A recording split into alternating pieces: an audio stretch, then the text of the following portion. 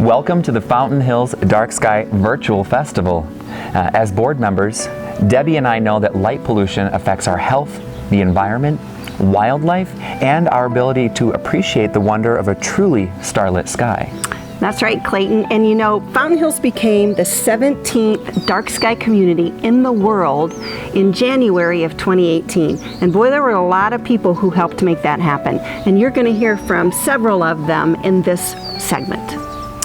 And to get us started, let's hear from Mayor Ginney Dickey about why Fountain Hills values its dark sky designation.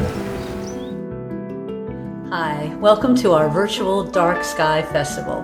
Might not be exactly what we had in mind, but you know what? We're going to enjoy it. We're going to learn a lot. You can always go outside tonight, look up at the stars, enjoy the fresh air, and our wonderful dark sky community. You know, we're one of only a few in the world and the only one that's in the middle of a metropolitan area. So please enjoy the rest of the speakers and the rest of the festival, and cheers to you. You know, Clayton, I often wonder about that whole conversation when we started talking about being a dark sky community in Fountain Hills. I would have loved to have been part of that conversation. I would have loved that too. Since we both missed out on that opportunity, maybe this video from Scott Adams, our board president, will shed some light on those thoughts. Hi, I'm Scott Adams, president of the Fountain Hills Dark Sky Association. I want to tell you a little bit about who we are and what we do in the community. We're a group of volunteers dedicated to reducing light pollution and preserving our dark sky. In 2015, the Fountain Hills Dark Sky Association was formed by a group of people who recognized the town's unique location behind the McDowell Mountains, which shield it from the strong lights of the Phoenix metro area. The Dark Sky Association got the town to enact certain lighting ordinances that reduce light pollution and glare. In 2018, the town was certified as an International Dark Sky Community by the International Dark Sky Association. Our mission is to reduce light pollution and preserve the dark sky. We're not against light, we just want to manage it properly. If managed properly, light from artificial sources can actually be made more effective and less costly. We accomplish our mission by educating the public about smart lighting. That's choosing the right color temperature for light bulbs and shielding the light fixtures to reduce outward glare and upward transmission. We consult with the town of Fountain Hills, HOAs, businesses, and other groups wanting to improve their outdoor lighting. We also conduct an annual Dark Sky Festival that is free to the public. The festival features lectures on dark sky topics, interactive exhibits, art and photo contests, a star party, and more. You can learn more at FHDSA.com. The International Dark Sky Discovery Center is a project birthed out of the Dark Sky Association. It will have 4 major components, including a telescope observatory, a planetarium, an interactive exhibit hall, and an auditorium. The Discovery Center has received enthusiastic support from the Governor's Office, Arizona State University, area schools, economic agencies, and tourism offices, to name a few. You can learn more at darkskycenter.org. So now that you've learned a little bit about the Fountain Hills Dark Sky Association and our future efforts, let's turn our attention to what each one of us can do to help protect the natural beauty of our nighttime environment. Next, we're going to hear from Mark Derksen, who is also one of our Dark Sky Association board members, and he also owns Derks Electric. And he's going to talk to us about friendly lighting tips for our homes and businesses. Hey everybody, I'm here to welcome you to the future. It's not the future, it's the Fountain Hills Virtual Dark Sky Festival. Right.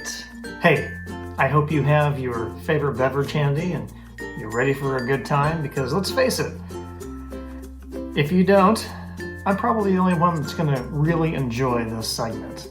Why is lighting that protects our skies and keeps them dark so important to us? Well, there are adverse effects on humans and animals, and Dr. Ramada has detailed information on what it does to us humans, and our very own and local Ranger Amy has some amazing details on what it does to our local wildlife. But I'm here to tell you a story. It was a dark and stormy night. Actually, it was a perfectly clear day. You see, my in-laws are from Washington State, and they were a part of a program sponsored by their local college nearby that housed foreign exchange students. So when they picked up their 2 students who flew in earlier that evening from Japan, what was the first thing they wanted to experience? Oh, you can eat buffet. Well, it was getting late, so after showing off how much an American can eat in one sitting, they decided to head for home. Lo and behold, when they exited the restaurant, they happened to look up at the night sky, and guess what they said? What are those? Yep, to my in-laws' amazement, these 2 students had only ever seen stars in books. They'd never seen them with their actual eyes. Now, we hear people say all the time, we need to save the dark skies for future generations. But I want to see them too, and I bet you do as well. So what can we do to preserve the night skies? What can you and I do as individuals? There's good lighting, and there's bad lighting. But how can you tell the difference? You know, there are folks out there that despise the idea of people telling them what they can and cannot do. If I want to put a light up in my yard, make it as bright as I want, that's my right. America. What if we all did whatever we wanted to, whenever we wanted to? Human sacrifice, dogs and cats living together, mass hysteria. Thank you, Dr. Venkman. Here's the good news. We, the people, don't have to get rid of all of our lighting to maintain dark skies. We just have to be smart about it. Here's where the display comes in. Ladies and gentlemen, we are about to see which of these 3 lighting contenders works best for seeing this guy. Introducing lighting contender number 1. Worst lighting. Well, of course it sounds terrible when you introduce it that way. It's actually not so great for seeing what it's supposed to light up, and it kind of hurts my eyes. Contender number 2. Not good lighting. As you can see, it's a little bit better, but the light's still right in my face, making it hard to see what it's supposed to be illuminating. Sorry, dude. And finally, contestant number 3. The best lighting. Now, as you can see with this one, the light is all aimed right where you want it. There's nothing coming out and hitting me in the face. It's not blinding me.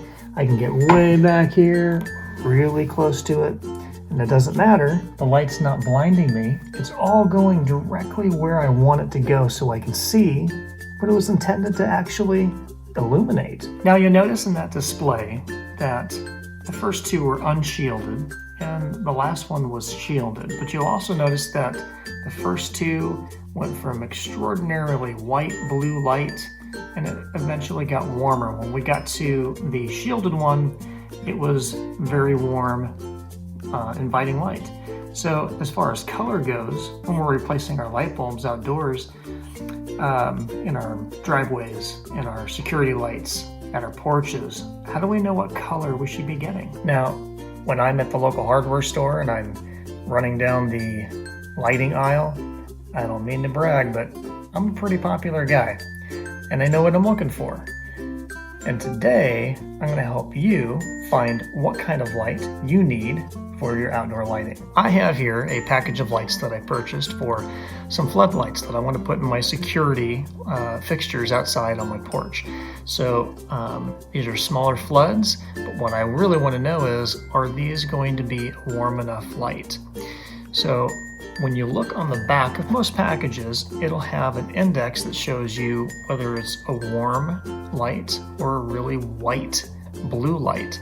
And the white lights, the ones that are on the blue spectrum, are what we're trying to avoid. And You'll notice in some of the other presentations that that blue light reflects right off of almost everything and scatters right into the night sky. That's where it starts to blind us from being able to see the stars, and it's where it has the most negative impact on our animal life, of course. And there are all kinds of health hazards for both us and for that wildlife. But you'll notice on the bottom of the spectrum, the very beginning, is a warm light. It says warm, and up here it says cool. And then it has a number, a corresponding number that tells you how warm it is or how cool it is. Now that number is on what we call the Kelvin scale. So on this particular case, this package says 2600 Kelvin. That's pretty warm.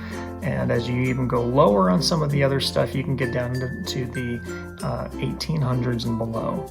And as you go up here, a typical really white light, or what you would see at your typical store, it would say daylight, and that's 5000 Kelvin. So the lower that number, the warmer it gets. And that's what you want. You want it to be warm. So here's the good news, folks. When you purchase a light that's on the warmer side of the Kelvin spectrum at 3000 Kelvin or below, which is what the International Dark Sky Association is recommending, that it be no higher than 3000, that we're protecting our dark skies. We're keeping that warm ambient amber light present. And we're not losing any lumens. That's the great thing. A lot of people think when you get the warmer lights, you're losing the amount of light that it's actually producing, and that's not so. You're getting just as many lumens on a warm amber colored light as you would on one of those really harsh white lights. So keep it at 3000 Kelvin or below, and I do recommend below. Get into that 2500 range. It's going to be beautiful, you're going to enjoy it, and it's going to protect you just like the white light would, and it's also going to protect the animals and our dark skies. So in conclusion, here are 3 rules of thumb for all of us to play our part in protecting our view of those beautiful night skies and stars and planets that we love to view. Rule of thumb number 1, keep that lighting at 3000 Kelvin or less. Rule of thumb number 2, keep all of your lighting fixtures shielded. And rule of thumb number 3, always keep your lighting pointed down. You follow those 3 rules, and we're all going to be playing our own parts in protecting our night skies. Thanks for spending some time with me, your local lighting expert. And until next time, enjoy that beverage, and remember, never take for granted the beauty of our dark skies. So pretty simple stuff, right? Even I can do that. Well, of course you can. It's amazing what the right lighting and light fixtures can do to protect our health and safety. Okay, Debbie. Now let's talk about your favorite part of the dark sky movement, the stars. Oh, the stars. I love looking at the dark sky from my Fountain Hills backyard because the sky is so dark and the stars are so bright. But you know what? I'm usually trying to figure out what the heck I'm looking at. And I know I'm not alone. So fortunately, we have another board member who can help us with that. Ted Blank, he is not only a NASA ambassador, but he's also co-founder of the Fountain Hills Astronomy Club. And in this next presentation, he's going to talk to us about what we can find in the dark sky in the next couple of weeks. Hello everyone, this is Ted Blank, and I'm here to talk about what's up in the sky for March and April 2020.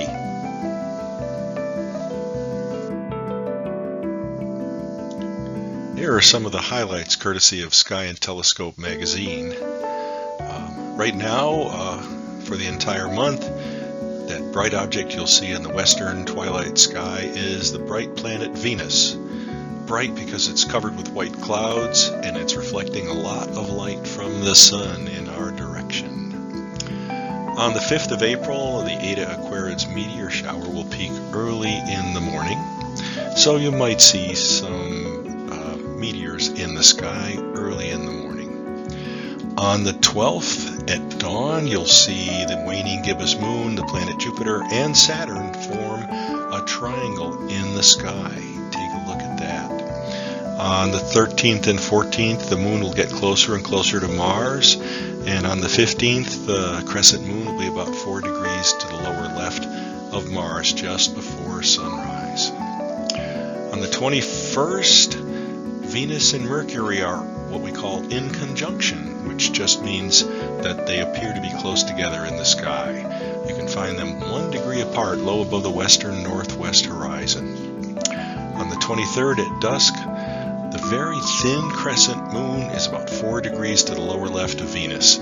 See if you can spot that, and also look for the planet Mercury at the upper left of Venus as twilight deepens. On the 24th, Moon, Mercury, and Venus will form a straight line, roughly 12 degrees long, a little bigger than a fist at arm's length.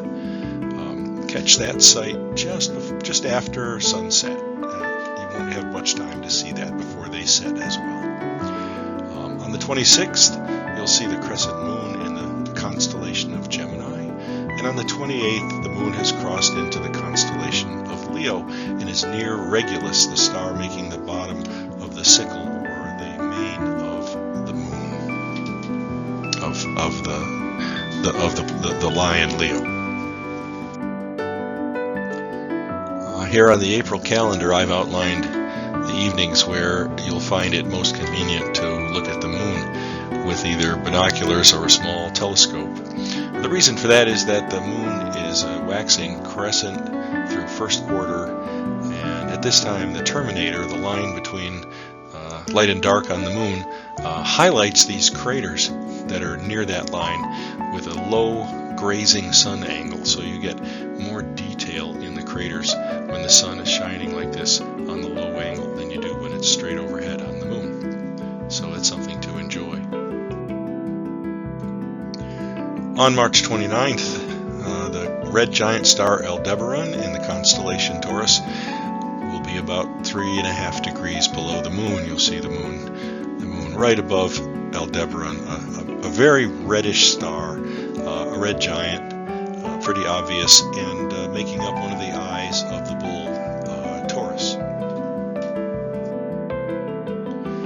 On April 4th, you'll see the moon about 4 degrees from the bright blue-white giant star Regulus in the constellation of Leo. Leo the lion, where this sickle of stars here represents the lion's mane.